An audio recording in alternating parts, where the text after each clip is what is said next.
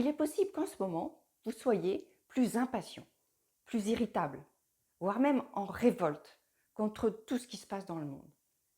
Et il est possible que vous ressentiez des tensions dans votre corps, des réveils entre 1 heure, 3 heures du matin, un besoin fréquent de soupirer et surtout en fait une sensation d'étouffer parfois. Ou peut-être aussi que vous avez le sentiment que quelque chose doit changer dans votre vie, mais sans savoir forcément quoi. Bref, vous êtes vraiment à fleur de peau. Et tout ça correspond parfaitement à l'énergie collective actuelle. Dans cette vidéo, je vous parle des énergies de juillet et ce que ça implique pour nous tous.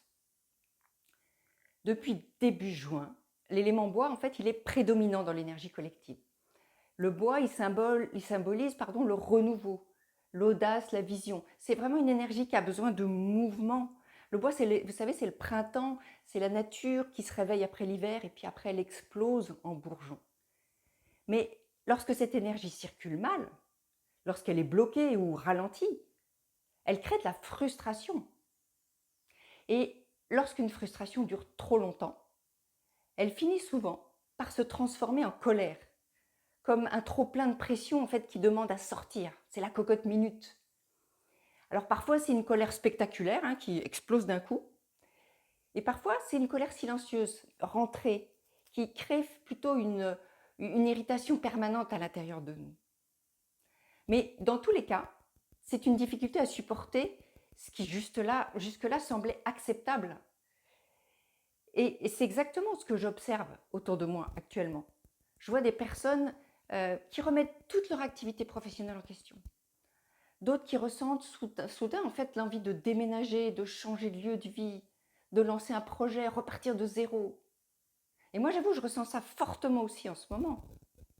Il y a quelque chose qui ne supporte plus d'attendre. Comme si la vie appuyait soudainement sur l'accélérateur. Et peut-être que du coup, vous vous rendez compte, vous aussi, que certaines situations qui vous semblaient encore supportables il y a quelques semaines deviennent aujourd'hui insupportables. Votre seuil de tolérance a changé. Et il y a une partie de vous qui refuse désormais de continuer à vivre à l'étroit. C'est précisément ça que je trouve intéressant, c'est ce point-là. Parce que le vrai sujet, il n'est peut-être pas ce qui se passe à l'extérieur et qui déclenche votre irritation, colère ou que sais-je. Le vrai sujet, c'est peut-être que vous êtes en train de devenir trop grand pour l'ancienne version de vous-même, l'ancienne identité.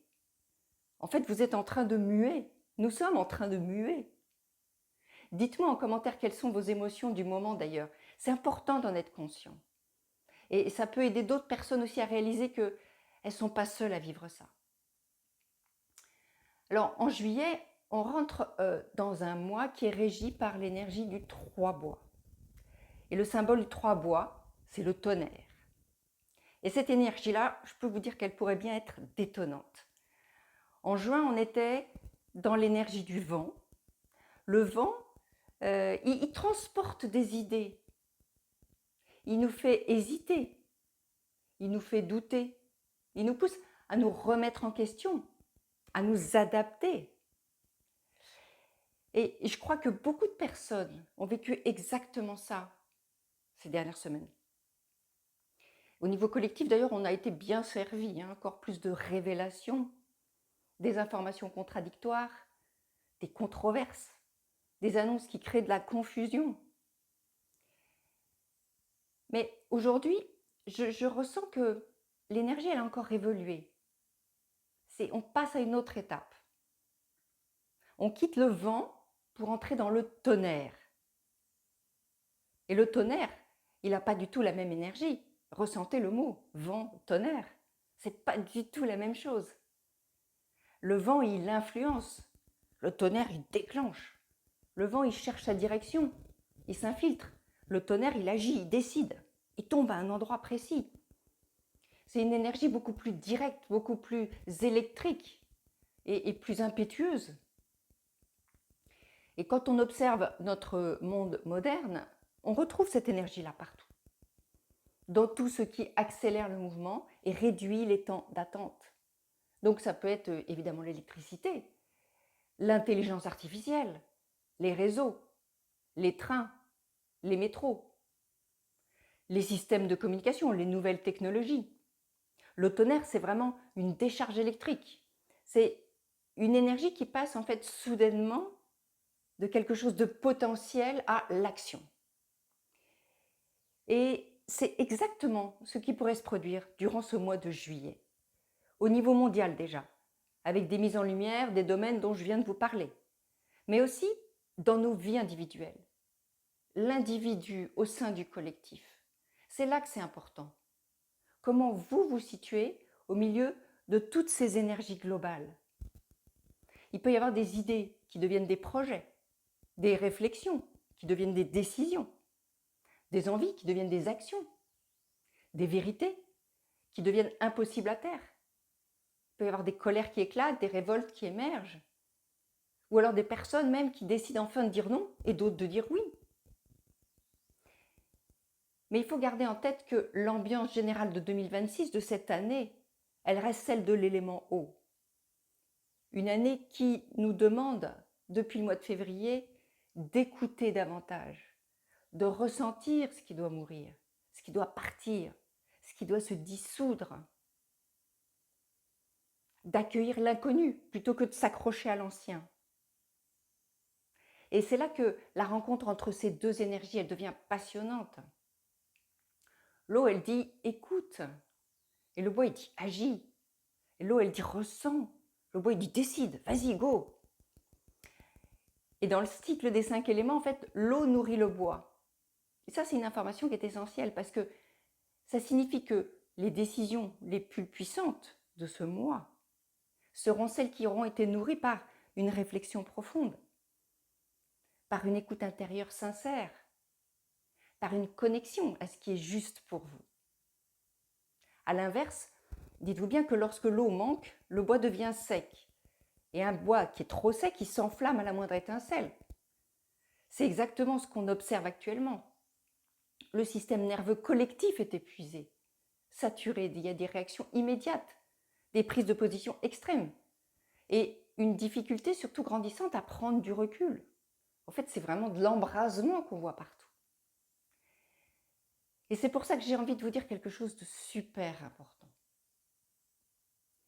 Ne laissez pas l'énergie collective décider à votre place. Revenez à vous, revenez à votre corps, revenez à votre vie. Que pouvez-vous créer aujourd'hui qui soit réellement aligné avec ce que vous souhaitez vivre? Que pouvez-vous mettre en mouvement maintenant? En médecine chinoise, le bois est relié au foie et à la vésicule biliaire. Le mois dernier, on a surtout parlé du foie, le fameux général des armées, si vous vous souvenez, celui qui observe, qui planifie, qui imagine les directions, qui construit la stratégie. Mais la vésicule biliaire, elle joue un autre rôle.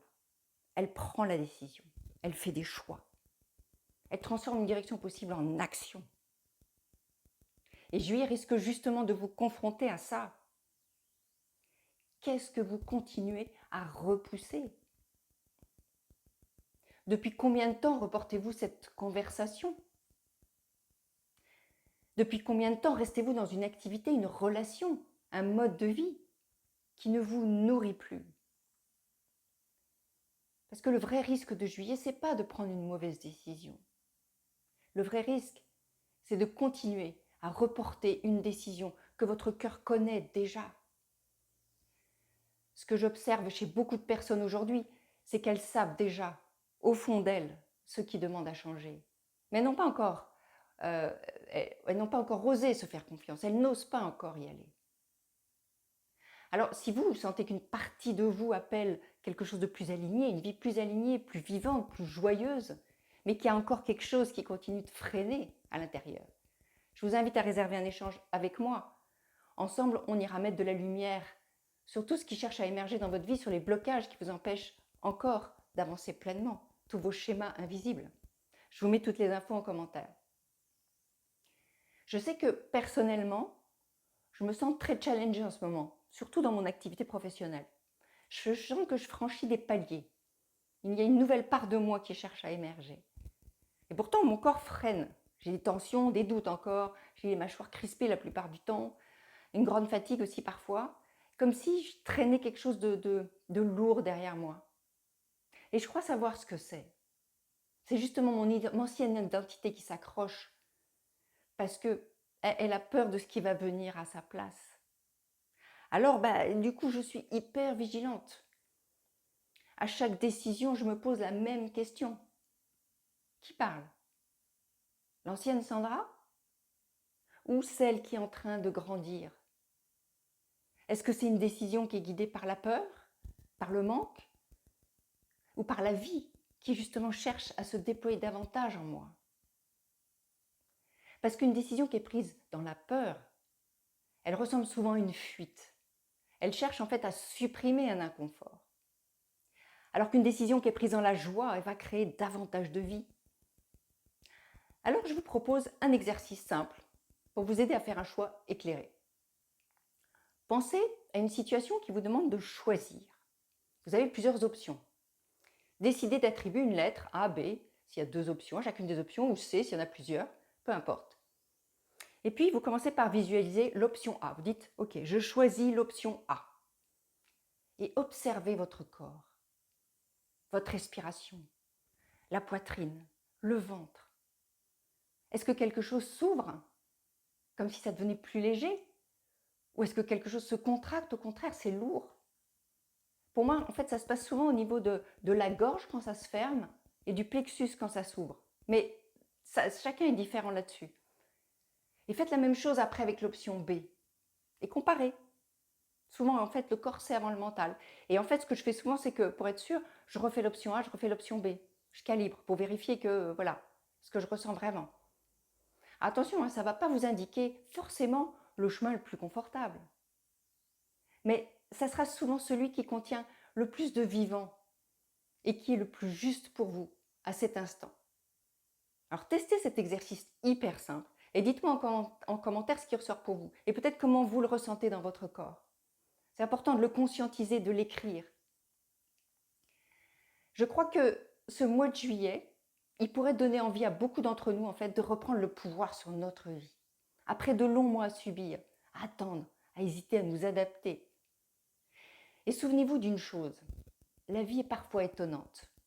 Lorsqu'on refuse longtemps un changement qui est nécessaire, elle finit souvent par augmenter le volume. D'abord par un inconfort, puis après une frustration, et puis par une crise. Jusqu'à ce que vous regardiez enfin ce que vous refusiez de voir. Alors, n'attendez pas forcément que le tonnerre vous tombe dessus. Écoutez ce qui gronde déjà à l'intérieur de vous. Parce que parfois, ce qu'on appelle une crise n'est rien d'autre que la vie qui cherche à nous remettre sur notre véritable chemin. À bientôt pour une nouvelle vidéo. Ciao!